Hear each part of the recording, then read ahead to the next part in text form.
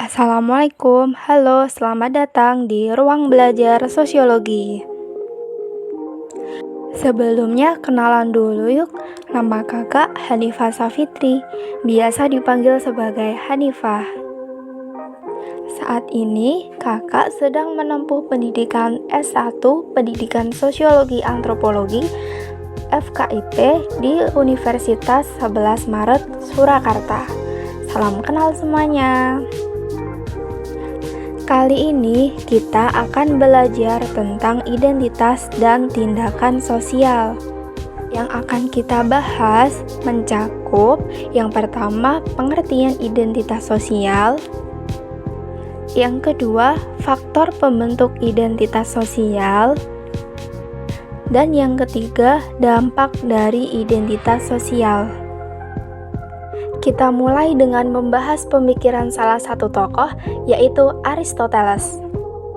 Aristoteles menyebut manusia sebagai zoon politikon, yang secara harfiah berarti makhluk yang selalu hidup bermasyarakat. Istilah ini menggambarkan kodrat manusia sebagai makhluk yang senantiasa bersosialisasi dan berinteraksi dengan sesama untuk memenuhi kebutuhan hidupnya. Manusia sebagai zoon politikon tidak bisa dipisahkan dari kelompok masyarakat. Individu merupakan makhluk yang otonom, yaitu memiliki kebebasan dalam menentukan pilihannya dan bertanggung jawab atas pilihannya tersebut. Sebagai seorang individu, kita wajib untuk menjaga dan mempertahankan harkat dan martabat kita, selalu berusaha untuk memenuhi hak dasar kita sebagai seorang manusia, serta memenuhi kebutuhan dan kepentingan diri untuk kesejahteraan hidup. Selama kita hidup berdampingan dengan orang lain, maka kita harus mengikuti aturan-aturan sebagai makhluk sosial, baik itu aturan di masyarakat, aturan di sekolah, aturan berkendara, aturan beragama, dan sebagainya. Dengan kata lain, aturan-aturan tersebut merupakan norma yang dibentuk atas dasar kesepakatan bersama antara mana yang dianggap benar dan mana yang dianggap salah. Lalu, kenapa manusia tertarik untuk hidup bersama di dalam masyarakat? Jawabannya adalah adanya hasrat yang berdasar pada naluri. Hal ini muncul karena adanya faktor biologis seperti mencari teman hidup atau berkeluarga untuk meneruskan keturunan. Kemudian, adanya kelemahan yang dirasakan oleh manusia. Hal ini mendorong untuk membutuhkan orang lain maupun sekelompok orang agar dapat bertahan hidup secara bersama dalam memenuhi kebutuhannya. Kita sejatinya tidak benar-benar bisa bertahan lama hidup sendiri. Kita makan membutuhkan bantuan petani, produsen makanan, dan tukang sayur. Kita juga tidak bisa mendapatkan uang sendiri. Tanpa orang lain untuk diajak berkomunikasi, kita akan kehilangan kemampuan verbal kita.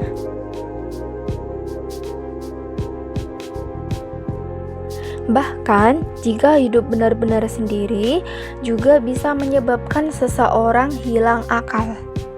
Lalu, apa sih identitas itu? Identitas adalah konsep diri seseorang yang mencakup pemahaman tentang siapa dirinya, apa yang menjadi karakteristiknya, dan bagaimana ia memandang dirinya sendiri dalam konteks sosial. Identitas dapat terdiri dari berbagai aspek, seperti identitas diri, identitas sosial, dan identitas nasional.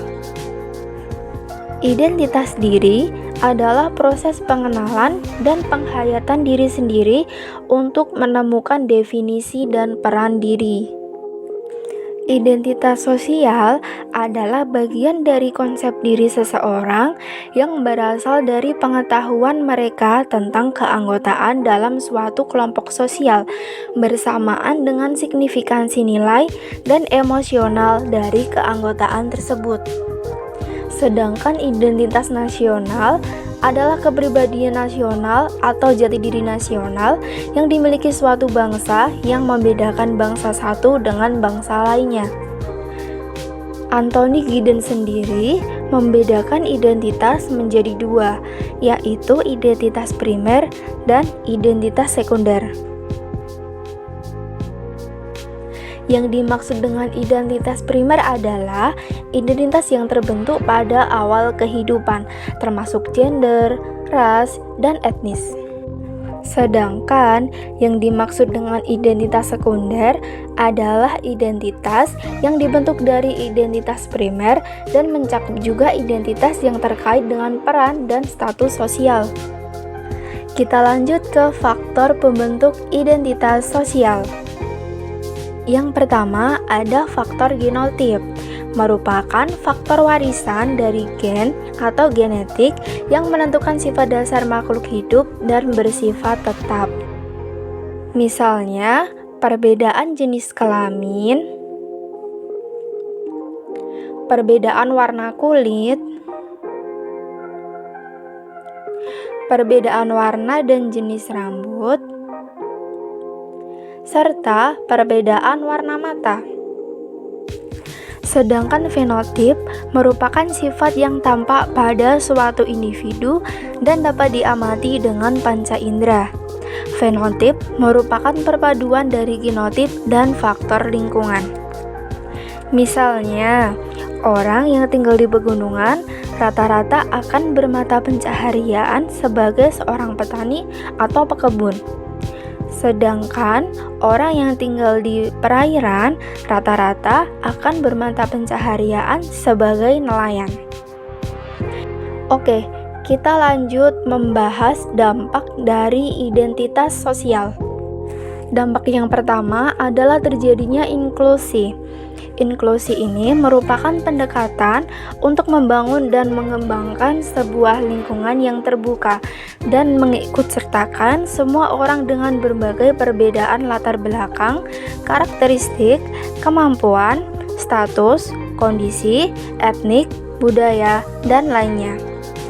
Contoh inklusi dalam identitas sosial yaitu menerima perbedaan, menghargai keberagaman, dan mengakomodasi ke dalam berbagai tatanan maupun infrastruktur dalam kehidupan masyarakat. Dampak berikutnya yaitu munculnya eksklusi. Eksklusi dalam identitas sosial terjadi ketika individu atau kelompok dipisahkan atau dikecualikan dari lingkungan sosial karena perbedaan identitas. Konsekuensi dari eksklusi sosial adalah keadaan sosial, ekonomi, politik, dan budaya yang tidak sejahtera. Eksklusi sosial dapat mempengaruhi kesehatan mental dan emosional seseorang, serta dapat menyebabkan ketidakpastian dan kebingungan dalam mengambil keputusan. Lalu, apa jadinya jika kita tidak mengenal identitas diri kita?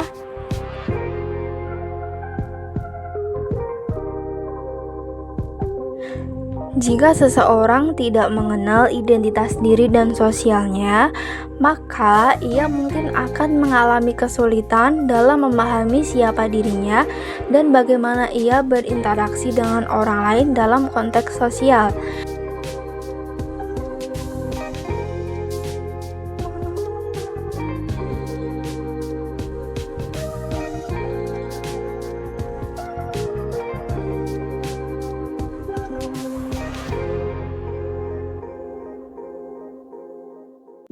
Hal ini dapat menyebabkan ketidakpastian dan kebingungan dalam mengambil keputusan, serta dapat memengaruhi kesehatan mental dan emosional seseorang.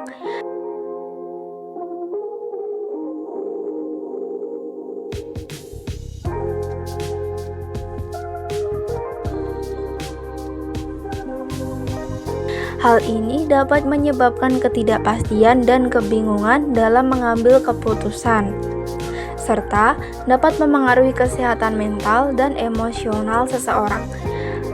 Tanpa pemahaman yang jelas tentang identitas diri dan sosial, seseorang mungkin merasa kesepian, tidak diakui, dan tidak memiliki tempat di dunia. Oleh karena itu, penting bagi seseorang untuk memahami identitas diri dan sosialnya agar dapat membangun hubungan yang sehat dengan orang lain dan merasa lebih percaya diri dalam mengambil keputusan dan bertindak. Jadi, itu saja pembahasan materi pada video kali ini. Semoga membantu. Thank you for watching. Wassalamualaikum warahmatullahi wabarakatuh.